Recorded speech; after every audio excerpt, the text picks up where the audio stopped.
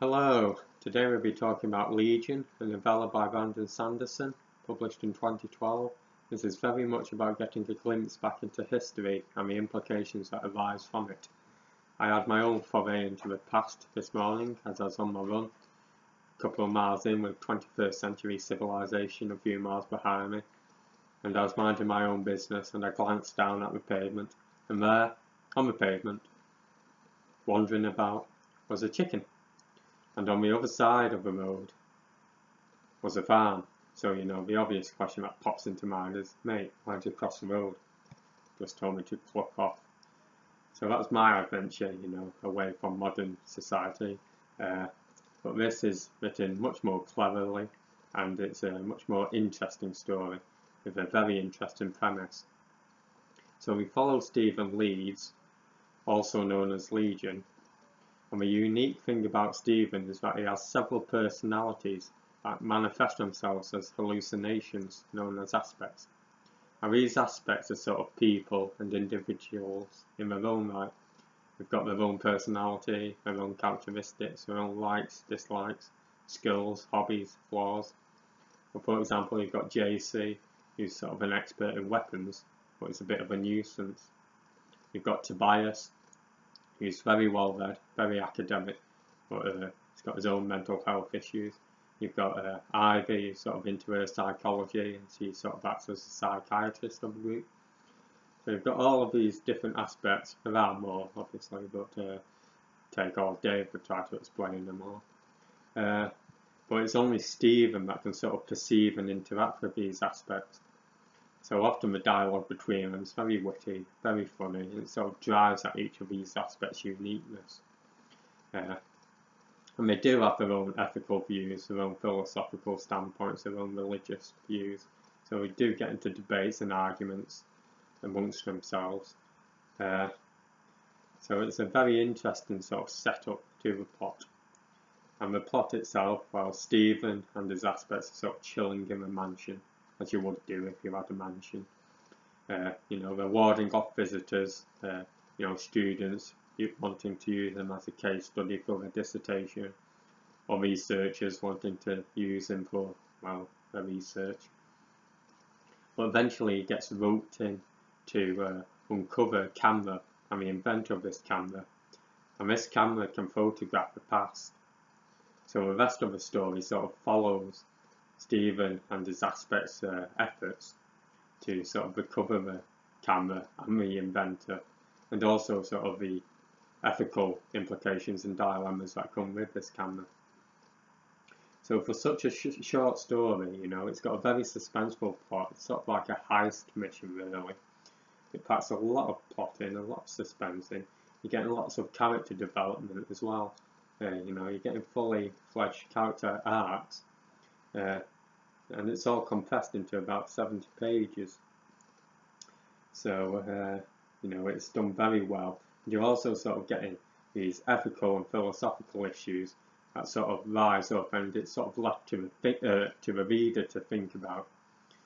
So some of these themes are, for example, the nature of the self, this dilemma of solipsism, I guess, aspects versus individualism. So, for example, individuals are sort of a cohesion of aspects, really. You've all got your own personalities, all different traits, different likes and dislikes that all come together to form, the individual, a unique individual. And for example, you probably act differently at work than you do in private amongst your friends. You probably act different between family members and between strangers.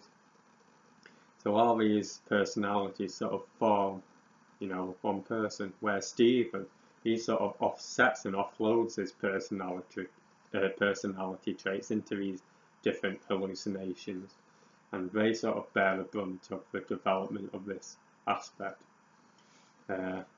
So Stephen is sort of a bit of a shell character, and most of the three-dimensional character growth is from these aspects that sort of, maneuver to help Stephen achieve his own goals.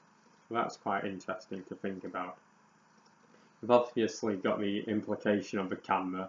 So, a camera that can take pictures of history, can use it for, say, academic purposes, research purposes, as a encyclopedic gallery, go around to famous battlegrounds or famous historical events, see what transpired. Can use it for, say, crime detection, though not necessarily prevention. You know, follow kidnappers and see their route that they travel in by taking photographs. And you can sort of solve mysteries and, you know, solve missing persons cases by taking photos and seeing where the route they've taken, and hopefully find that person. So it can be used for good, but there's also the negative aspects. So, you know, lots of privacy rights, you know, misuse by people. It can infringe on personal privacy. Misuse by private corporations for blackmail, corruption. You know, you can imagine if a commercial corporation got a hold of it, they'd be using it to see what's on trend and, you know, set up intrusive advertisements based on what the market's saying people are into. There's these sort of health aspects. If you go to a hospital and start taking pictures, you can sort of see the nature of diseases and breach doctor-patient confidentiality, and, you know, that can affect, you know, insurance rates for life insurance or mortgages. You know, and obviously it just infringes on their own personal health rights. So there's lots of sort of issues like that. You know, totalitarianism. You know, if you've got dictatorship, they can use it for, you know, great harm. You know, if you have nothing to hide, you have nothing to fear. But that sort of, you know, you're making these people into sheep, worried about these sort of spy cameras. So it can be used for great bad as well. But the main ethical aspects that sort of raised is the religious one. You know, if you can prove that a miracle took place, you know, would people necessarily discard their own beliefs on the basis of this photograph, or, you know, would they explain it away? So there's good character conflict on this point. It's quite an interesting sort of dilemma or issue that's raised to think about. But, you know, it's not all this ethical analysis. There's a very good plot, and these are sort of just raised in passing, really. So you're getting a tightly woven plot, good character development, and a good premise. So on the bookometer, I'll rate it. Well, I really enjoyed this one, so, you know, definitely gets a 4.5 out of 5. So I read it with zest and all that. So very good book. There is a sequel, Legion Skin Deep, I think it's called. But this one does round off nicely, but, you know, there is a sort of semi-cliffhanger, so the plot can develop, so it'd be nice to see how a sequel goes. But other than that, it's a very good book, well worth reading. You know, it can pass an hour's time.